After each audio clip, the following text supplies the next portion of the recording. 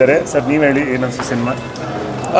ಅಣ್ಣ ನೀವು ಚೂರು ಬಕ್ಕಣ್ಣ, ನನಗೆ ಎಲ್ಲ ಕ್ಯಾಮ್ರಾ ಹಿಡಿದಾಗ ಪ್ರಥಮ ಕುಳ್ಳ ಅನ್ಕೋತಾರೆ. ಇಲ್ಲಿ ಮೊದಲದಾಗಿ ರಾಮನ ಅವತಾರ ಒಂದು ಕ್ಯೂಟೆಸ್ಟ್ ಫ್ಯಾಮಿಲಿ ಎಂಟರ್ಟೈನ್ಮೆಂಟ್ ಸಿನಿಮಾ. ಇತ್ತೀಚೆಗೆ ನಾವು ಕೇಳ್ಪಟ್ಟೆ, ಅವೆಲ್ಲ ದಯವಿಟ್ಟು ಅಂತ ಅದಕ್ಕೆಲ್ಲ ಮಹತ್ವ ಕೊಡಬೇಡಿ. ರಾಮನ ಘನತೆಗೆ ಒಂದು ಚೂರು ಕುಂದು ತರುವಂಥ ಯಾವ ವಿಚಾರವೂ ರಿಷಿ ಅವ್ರ ಸಿನಿಮಾದಲ್ಲಿಲ್ಲ. ಆ್ಯಂಡ್ ರಿಷಿ ಅವರು ಸಕ್ಸಸ್ಗೆ ಶಾರ್ಟ್ ಕಟ್ಟ ಹಿಡಿದಿಲ್ಲ. ಪ್ರಾಮಾಣಿಕವಾಗಿ ಸಿನಿಮಾ ಮಾಡಿ ನಾನು ಸಿನಿಮಾ ಮೂಲಕ ಜನಕ್ಕೆ ತಲುಪಬೇಕು ಅಂತಿರೋವಂಥದ್ದು. ದಯವಿಟ್ಟು ಇಂಥ ಸಿನಿಮಾನ ಥಿಯೇಟ್ರಲ್ಲೇ ನೋಡಿ. ಎರಡು ಕಾರಣ, ಕನ್ನಡ ಸಿನಿಮಾ ನೋಡಿ, ಕನ್ನಡ ಸಿನಿಮಾ ಅನ್ನೋದು ಒಂದು ಕಾರಣ. ಪ್ರಾಮಾಣಿಕ ಪರಿಶ್ರಮದಿಂದ ಒಂದು ಒಳ್ಳೆ ಸಿನಿಮಾ ಮಾಡಿ ತಲುಪಿಸುವಂಥ ಪ್ರಯತ್ನ ಮಾಡ್ತಾ ಇದ್ದಾರೆ. ಮೂರನೇದು, ಥಿಯೇಟ್ರ್ಗಳು ಉಳಿಬೇಕು. ಮೊನ್ನೆ ಅಷ್ಟೇ ಒಂದು ಥಿಯೇಟ್ರ್ ಮುಚ್ಚೋದು, ಕಾವೇರಿ. ಇವೆಲ್ಲ ಬಹಳ ದುರಂತ. ಅದು ಒಬ್ಬ ಥಿಯೇಟ್ರ್ ಓನರ್ ಕೂತ್ಕೊಂಡು ಕಣ್ಣೀರು ಆಗ್ತದೆ, ನನ್ನ ಥಿಯೇಟ್ರ್ ಮುಚ್ಚೋದು. ನಾಲ್ಕನೇದು, 20 GB ಪೆನ್ಡ್ರೈವ್ ಸಿಕ್ತು ಅಂತ 2-3 ಕೋಟಿ ರೂಪಾಯಿ ಸಿನಿಮಾನ ತುಳಿದ್ಬಿಡ್ಬೇಡಿ. ಅದೆಲ್ಲ ಬಿಟ್ಟು ಯಾರು ಥಿಯೇಟ್ರಿಗೆ ಬಂದಿದ್ದೀರಾ ನಿಮ್ಮೆಲ್ಲರಿಗೂ ಅಭಿನಂದನೆಗಳು. ಸಾಕು, ಎಷ್ಟೊಂತ ಪೆನ್ಡ್ರೈವ್ ಇದೆ, ವೀಡಿಯೋಗಳು ನೋಡ್ತೀರಾ. ಹೊರಗಡೆ ಬಂದು HD 4K ವೀಡಿಯೋ ನೋಡಿ ನಮ್ಮ ಸಿನಿಮಾ. ಕರೆಕ್ಟ್ ತಾನೆ? ಎಸ್, 4K ಸಿನಿಮಾ ನೋಡಿ. ಅಂದರೆ ಎಣ್ಣೆ ಯೋಚನೆ ಮಾಡ್ತದೆ, ಕನ್ಫ್ಯೂಸ್ ಆಗ್ಬಿಟ್ರು ಹಂಗಂದ ತಕ್ಷಣ. 4K ನಂದೇ 4K ಇತ್ತು ಅಂತ ಹಂಗಲ್ಲ, 4K ಸಿನಿಮಾ, ಫುಲ್ ಸಿನಿಮಾ ನೋಡಿ. ರಿಷಿ ಬಹಳ ಪ್ರಾಮಾಣಿಕವಾಗಿ ಸಿನಿಮಾ ಮಾಡಿದ್ದಾರೆ. ಆ್ಯಂಡ್ ಸಿನಿಮಾದಲ್ಲಿ ರಾಮಾಯಣ ಆಧುನಿಕ ವರ್ಷನ್ ಆ್ಯಂಡ್ ಎಲ್ಲೂ ಕೂಡ ನಿಮಗೆ ಬೇಸರ ಆಗದಿರೋಂತಹ ಲವಲವಿಕೆ ಇರುವಂತಹ ಒಂದು ಸಿನಿಮಾ. ಪ್ರತಿ ಫ್ರೇಮು ನಗ್ತೀರಾ, ಫ್ಯಾಮಿಲಿ ಎಲ್ಲ ಕೂತ್ಕೊಂಡು ಎಂಜಾಯ್ ಮಾಡುವಂಥ ವಿಶೇಷವಾದ ಸಿನಿಮಾ ರಾಮನ ಅವತಾರ. ನಿಜಕ್ಕೂ ತುಂಬ ಎಂಟರ್ಟೈನಿಂಗ್ ಆಗಿದೆ. ಇಂಥ ಸಿನಿಮಾ ದಯವಿಟ್ಟು ಮಧ್ಯಮ ಕ್ರಮಾಂಕದ ಸಿನಿಮಾಗಳು ಗೆಲ್ಲಬೇಕು. ನೀವು 2 ವರ್ಷ 3 ವರ್ಷಕ್ಕೊಂದ್ಸಲ ಬರ್ತಲ್ಲ ಪ್ಯಾನ್ ಇಂಡಿಯಾ, ಅದು ಓಕೆ, ಅದಕ್ಕೆ ಮಾತ್ರ ಥಿಯೇಟ್ರಿಗೆ ಬರ್ತೀನಿ ಭ್ರಮೆ ಬಿಡಿ. 70-80-90 ವರ್ಷ ಇದೆ ಕನ್ನಡ ಚಿತ್ರರಂಗಕ್ಕೆ. ಅಣ್ಣವರು, GVR, ವಿಷ್ಣು ಸರ್ ಎಲ್ಲ ಹಾಕೊಟ್ಟ ಮಾರ್ಗದರ್ಶನ ನಡೀತಾ ಇರೋಂಥ ಚಿತ್ರರಂಗಕ್ಕೆ ಈಗ 90 ವರ್ಷ ಈಗ.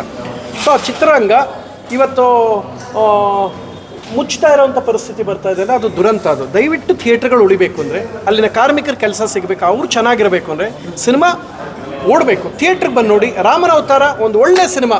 ಅಲ್ಲಿ ಒಂದು ಕ್ಲೈಮ್ಯಾಕ್ಸಲ್ಲಿ ಒಂದು ಮಿಸ್ಟೇಕ್ ಆಗ್ಬಿಟ್ಟಿದೆ ರಿಷಿ ಅವ್ರದ್ದು.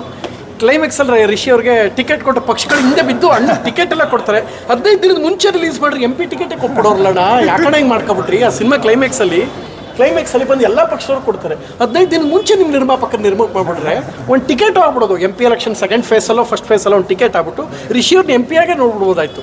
Once again all the best. ತುಂಬ ಒಳ್ಳೆಯ ಸಿನಿಮಾ, ನೀಟ್ ಸಿನಿಮಾ. ನಾನು ಪ್ರಾಮಾಣಿಕವಾಗಿ ಹೇಳ್ತೀನಿ, ನಮ್ಮ ಸ್ನೇಹಿತರಾದ ರಿಷಿ ಅವರು ಯಾವುದೇ ಸಿನಿಮಾದ ಚಾರಿತ್ರೆಗೆ, ರಾಮನ ಚಾರಿತ್ರೆಗೆ ಅಥವಾ ರಾಮಾಯಣದ ಇದಕ್ಕೆ ಯಾವುದೇ ಕೂಡ ಮುಜುಗರವಿಲ್ಲದ ಒಂದು ಐಟಮ್ ಇಲ್ಲದೆ, ಯಾವುದೂ ಮುಜುಗರವಾಗುವಂತಹ ರಾಮನ ಘನತೆಗೆ ಧಕ್ಕೆ ಆಗದಿರೋಂತಹ ಸಿನಿಮಾ. ಆ್ಯಂಡ್ ಸಕ್ಸಸ್ಗೆ ಇವರು ಫಸ್ಟ್ ಆಫ್ ಆಲ್ ಶಾರ್ಟ್ ಕಟ್ಟೇ ಹುಡುಕಿಲ್ಲ. ಪ್ರಾಮಾಣಿಕವಾಗಿ ನಾನು ಸಿನಿಮಾ ಮಾಡಬೇಕು, ಅದು ಅಭಿನಯದ ಮೂಲಕ ಜನಕ್ಕೆ ಇಷ್ಟ ಆಗಬೇಕು, ಗೆಲ್ಲಬೇಕು ಅಂತಿರೋ ವ್ಯಕ್ತಿಗೆ ನೀವು ಇನ್ನೂ ಸಿನಿಮಾ ಫಸ್ಟ್ ಶೋನೇ ನೋಡಿಲ್ಲ, ಆಗಲೇ ಹಿಂಗೆ ಅಂದ್ಬಿಟ್ರೆ ಹೆಂಗೆ? ಶೋ ನೋಡ್ಬಿಟ್ಟು ಹೇಳಿದ್ರೆ ತಾನೆ ಏನಪ್ಪ. Thanks a lot, thank you. ಇಲ್ಲ, ಆ್ಯಕ್ಚುಲಿ ನಾವು ಮಾತಾಡಬಾರ್ದು ಜಾಸ್ತಿ ಸಿನಿಮಾ ರಿಲೀಸ್ ಆದಮೇಲೆ. ಸೊ ನಮ್ಮ ಗೆಳೆಯರೆಲ್ಲ ಬಂದು ಪ್ರಥಮ ಅವರು ಬಹಳ ಧನ್ಯವಾದಗಳು.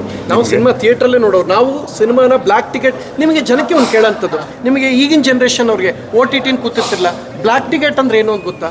ಥಿಯೇಟ್ರಲ್ಲಿ ಫಿಲಮ್ ರಿಲೀಸ್ ಆದಾಗ ಒಂದು ಸಂಭ್ರಮ ಅಂತ ಇರುತ್ತೆ, ಅದು ಗೊತ್ತಾ? ಅದು ಬರಬೇಕು ಅಂದರೆ ಥಿಯೇಟ್ರ್ಗಳಿಗೆ ಬನ್ನಿ, ಥಿಯೇಟ್ರಿಗೆ ಬಂದು ಸಿನಿಮಾ ನೋಡಿ.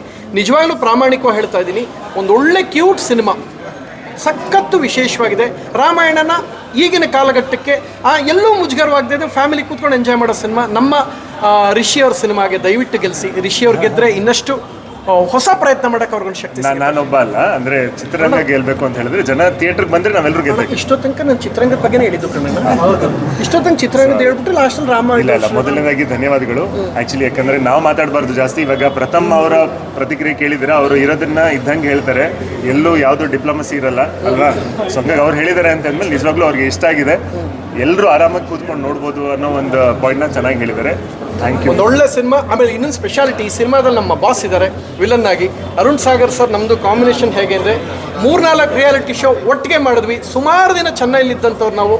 ಇವತ್ತು ಈ ಸಿನಿಮಾದಲ್ಲಿ 2+, ಒಂದು ರಾಮನ ಅಂದರೆ ರಾಮನ ರೂಪದಲ್ಲಿ ಅಥವಾ ಆ ಪಾತ್ರವನ್ನು ಹೋಲುವಂಥ ಪಾತ್ರದಲ್ಲಿ ನಮ್ಮ ರಿಷಿಯವ್ರು ಮಾಡಿದ್ರೆ, ಇನ್ನಷ್ಟು ಅಷ್ಟೇ ಪವರ್ಫುಲ್ ಪಾತ್ರದಲ್ಲಿ ಅರುಣ್ ಸಾಗರ್. ಇಬ್ಬರು ಈ ಸಿನಿಮಾದ ಹೈಲೈಟು. ಮಿಸ್ ಮಾಡದೆ ನೋಡಿ. All the best Praneetha and Shubra Aiyappa ಅವರು. Thank you sir. ಮಾರ್ನಿಂಗ್ ವಿಷಯದ ಒಂಚೂರು ಮಾತಾಡ್ಬಿಡಿ ಸರ್, ಅದು ಹಾಫ್ ಅನ್ ಅವರ್ ಲೇಟ್ ಆಯ್ತು.